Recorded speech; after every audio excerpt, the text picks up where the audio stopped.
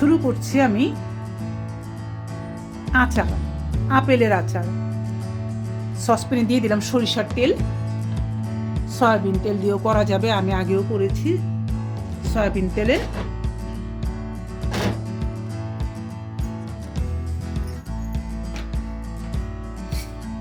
দিয়ে দিচ্ছি আস্ত পাঁচফোড়ন,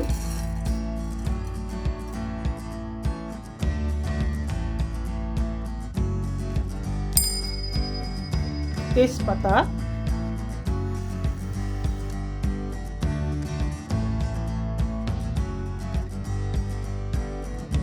এবং দিয়ে দিচ্ছি রসুন কুচি।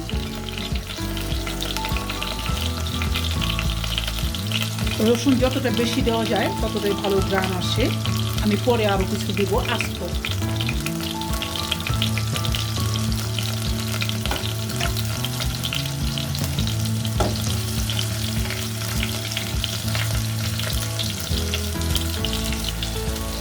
রসুনগুলোকে আমি সরিষার তেলে ভেজে নিচ্ছি, লাল করে একটু ভেজে নেব। নরম হয়ে আসবে যখন, তখন আমি এতে দিয়ে দেবো আপেল কুচি।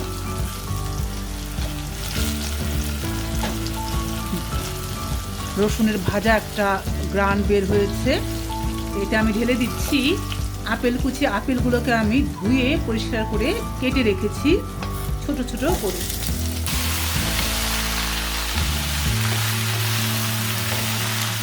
আমি বেশ কিছু আপেল নিয়েছি, এটা মজে নরম হয়ে কম হয়ে যাবে। আপেলগুলোকে আমি তেলে ভাজতে থাকবো। এটাকে আমি ঢাকবো না, ঢাকলে পানি ছাড়বে। এটাকে আমি তেলে নেড়ে ছেড়ে নরম করতে থাকবো। তো আমি আপেলে দিয়ে দিচ্ছি লবণ, সাধারণ লবণ।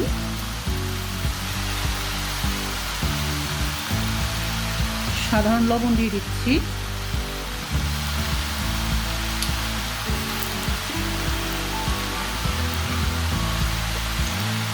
সাথে দিয়ে দিচ্ছি আমি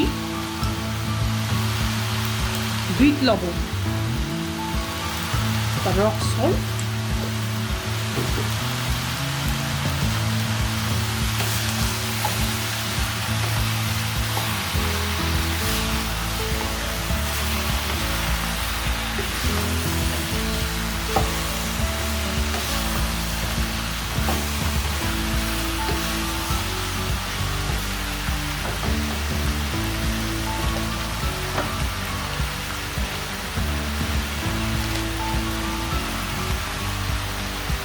দিয়ে দিচ্ছি আমি চাট মশলা, 1 চা চামচ দিচ্ছি।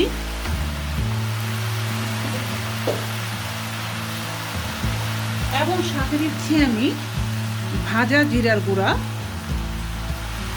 1 চা চামচ।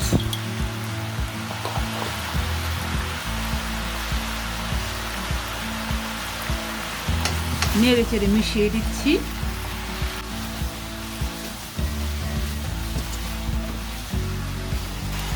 সর্বশেষ উপকরণ হচ্ছে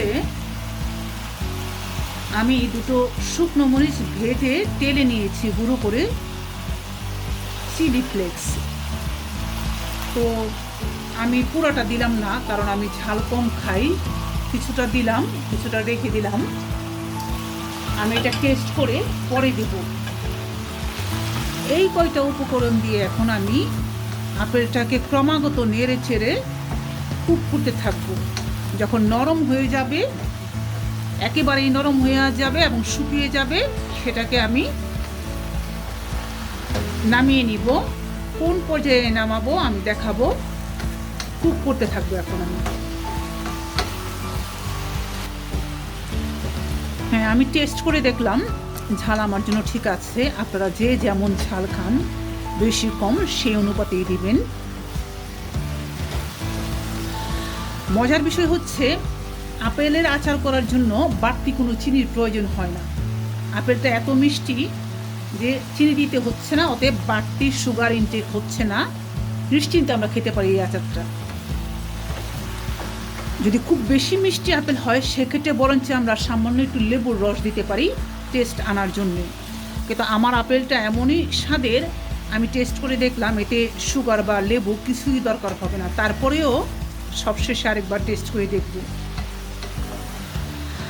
আপেলের মতো আরও কিছু ফল আছে, টক জাতীয় ফল, যেটা দিয়ে খুব সুন্দর আচার হয়, যেমন প্রুন, প্লাম, আনারস, এগুলো দিয়ে খুব সুন্দর আচার হয়, আমি করেছি। কলা কিংবা আতা দিয়ে কিন্তু না, টক জাতীয় ফল দিয়ে তৈরি করে খেয়ে দেখবেন, আশা করি ভালো লাগবে। তো কুক হাতে থাকো, পর্যাপ্ত তেল আছে, সরিষার তেলে করছি। গলে গেলে প্রায় ম্যাশ হয়ে আসলে, কিছুটা আস্তে থাকলে অসুবিধা নাই, প্রায় ম্যাশ হয়ে আসলে এটাকে আমি নামিয়ে নিব। হতে থাকো। আপেলটাকে আমি বেশ কয়েক মিনিট হাই হিটে কুক করলাম, কারণ আপেল থেকে একটা পানি বার হয়, সেই পানিটাকে আগে আমি শুকিয়ে নিলাম। আমার আপেলের পানি নাই, শুকিয়ে গেছে। এবার আমি চুলার তাপটা কমিয়ে দিব, আস্তে আস্তে কুক করব, যাতে আপেলটা কুক হয়ে যায়, নরম হয়ে যায়। এ পর্যায়ে আমি অল্প একটু সরিষার পেস্ট দিলাম। এটা অপশনাল, দিতেও পারেন, চাইলে স্কিপ করতে পারেন। শুরুতে আমি তেলে 5 ফোড়ন দিয়ে দিয়েছিলাম আস্ত। তো ভাজা 5 ফোড়নের গুঁড়া করা আছে আমার কাছে, আমি কম 1 চামচ ভাজা 5 ফোড়নের গুঁড়ো দিয়ে দিলাম। এটা না দিলেও হবে, যেহেতু শুরুতে দিয়েছি আমি আস্ত 5 ফোড়ন, তারপর এটা দিলাম। আর একটু স্বাদ হবে, একটু গ্রান ভালো আসবে, তাই এটা আমি অ্যাড করলাম। মাঝে মধ্যে করি এটা, মাঝে মধ্যে শুধু আস্তটা দিয়েই করি। তো হয়ে গেল সব কিছু অ্যাড করা, কোনো পানিও নাই। এখন এটাতে শুধু তেল। এখন এই তেলে আমি এটাকে বেশ কিছুক্ষণ ধরে, একটু মিডিয়াম বাড়িয়ে দিই তাপটা, বেশ কিছুক্ষণ ধরে এটাকে নেড়ে চেড়ে কষাতে থাকবো। নরম হয়ে গেলে এটাকে আমি একটা চামচ দিয়ে ম্যাশ করতে থাকবো। আমার আপেলটা কুক হয়ে গেছে, নরম হয়ে আসছে। এটাকে আমি একটু ভেঙে দেওয়ার চেষ্টা করছি, একটু ভেঙে দিলে আর একটু তাড়াতাড়ি হয়ে যাবে। এভাবে আমি কিছুক্ষণ নেড়ে চেড়ে এটাকে ভেঙে ম্যাশ করার চেষ্টা করব। তারপর আরও কিছুক্ষণ তেলের ওপরে কষিয়ে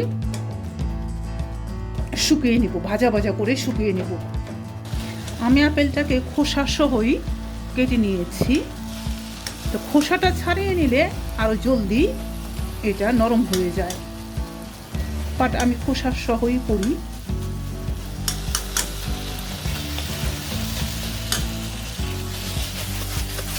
এখন এটাকে শুধু শুকাবো, আমি একদম শুকনা ভাজা ভাজা করব।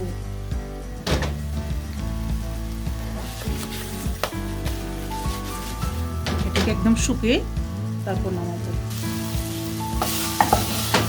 আমার চুলার তাপটাকে আমি বাড়িয়ে দিয়েছি, একদম হাই হিটে এটাকে আমি ভালো করে শুকিয়ে নিচ্ছি। খুব বেশি করে আমি শুকিয়ে এটাকে একদম শুকনা করে নিয়েছি, একেবারেই শুকনা এবং বেশ শক্ত টাইপের।